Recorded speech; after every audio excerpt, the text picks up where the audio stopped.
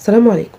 في ناس مهما حاولت تقرب منها بتفضل دايما غريب حتى لو كنت وسط أهلك، وفي قلوب مهما اديتها حب بترد عليك بوجع. قصة النهاردة عن بنت اتظلمت من أقرب ناس ليها، من أمها نفسها.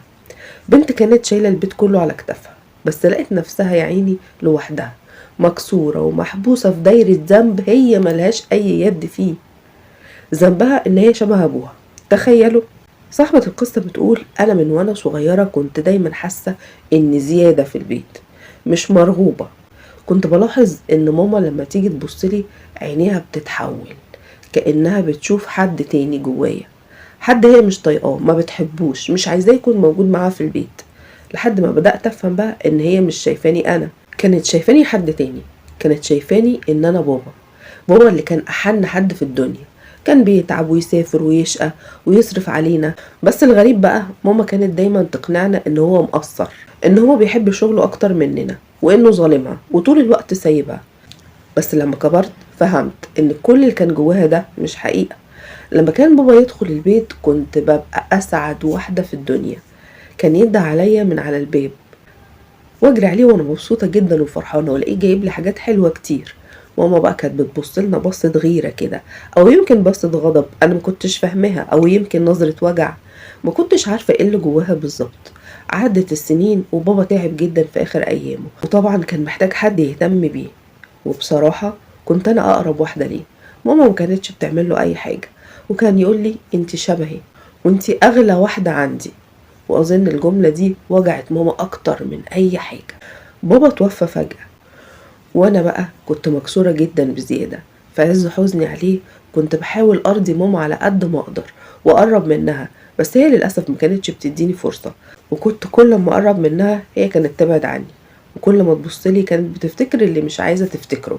بعد سنتين جات لي فرصة حلوة جدا، جات لي منحة سفر علشان ادرس بره.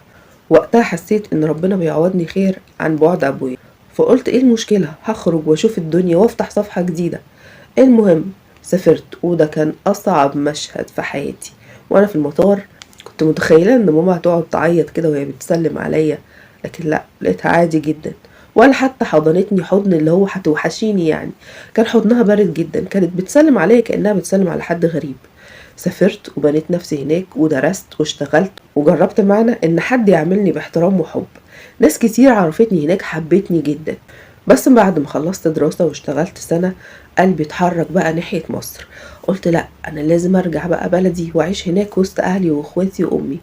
واول ما قلت لها انا بفكر ارجع مصر واستقر خلاص، قامت الدنيا وما قعدتش. خناق بقى من غير سبب، واخواتي يتخانقوا معايا، وماما تقول لي كلام جارح. وبعدين فجأة سكتت. سكتت بمعنى انها قطعتني سنتين كاملين. يعني لا كانت بتكلمني ولا تبعت لي حتى مسج ولا تطمن عليا. بس طبعا انا ما كنتش بسكت، كنت بتصل بيها بس هي ما بتردش. ابعت لها رساله تطنش، ولما كنت ابعت فلوس في المناسبات في رمضان مثلا ولا في العيد تبعت لي رساله بس كده شكرا. ولا كانت بتسال على صحتي ولا انا عايشه ازاي. قلت لنفسي طب انا هفضل قاعده هنا كده على طول؟ لا، انا هنزل مصر، بس هقول لامي ان انا نازله في اجازه علشان ما يبقاش في حجه يعني، وتعاملني كويس. المهم خدت اجازه من الشغل ورحت على طول، حجزت تذكره سفر لمصر ونزلت. واول اسبوع كانت اجمل ايام في حياتي. ضحك وهزار، وامي تحضني وتبوسني وتطبخ لي كل الاكل اللي انا بحبه، وتعاملت احسن واحلى معامله. ساعتها انا استغربت جدا، لحد بقى ما في يوم وانا قاعده كده جنبها في الصاله بقول لك يا ماما انا عايزه استقر في مصر على طول وهبدا شغلي هنا، انا مش هسافر تاني. وانا قلت بقى الجمله دي بصيت لي حته بصه اللي عمري ما هنساها. البصه دي كأن انا قلت لها مصيبه هتحصل. وساعتها قالت كلام قطع فيا زي السكينه. قالت لي: لا لا لا، انت مش هتقعدي هنا. انت رجعتي ليه اصلا؟ انت شبه ابوكي ومش طايقه اشوفك تاني. قلت لها: انا مش عارفه انت بتكرهي بابا كده ليه، وبتكرهيني انا كمان ليه؟ ده بابا كان معيشنا احسن عيشه وكان بيعاملنا احسن معامله. ردت عليا كده رد غريب جدا. قالت لي: فوقي، انت فاكره ابوكي ده كان ملاك؟ وبعد كده وانا قاعده مع اختي مش محجبه ولا بتصلي، قلت لها: بقولك ايه، ما ينفعش كده، انت خلاص كبرتي، لازم تتحجبي ولازم تصلي، ده وضع طبيعي، انا اختها الكبيره ولازم انصحها لان انا خايفه عليها. الاقي ماما تقول لي: ايه، انت نازله تتأمري علينا تقولي لاختك تتحجب وتصلي؟ انت مالك ومالها؟ انت هتتحكمي فينا وتتحكمي في البيت؟ انت مالكيش دعوه هنا خالص باي حاجه، ولو هتقعدي تاكلي لوحدك وتصرفي على نفسك ومالكيش علاقه بحد. مش قادره استوعب الكلام اللي ماما بتقوله ده، ومش قادره استوعب ان هي بتكرهني الكره ده كله. انا مش عارفه انا عملت لها ايه. كل ده علشان انا شبه ابويا الله يرحمه؟ ده مش بس كده، كمان دي كمان بتكره فيا اخواتي، وهم كمان ما بقوش طايقين يشوفوني. وفي ليلة بقى فضلت أصلي وأعيط، وقربت من باب أوضتها وأنا هموت من الوجع، واخدة نفسي كده بالعافية ورايحة لها. قلت لها يا ماما أنا عمري ما كرهتك. ردت من ورا الباب كده قالت لي بس أنا بكرهك. الكلمة دي اتحفرت جوايا، ومع كل ده عمري ما رديت عليها كلمة وحشة.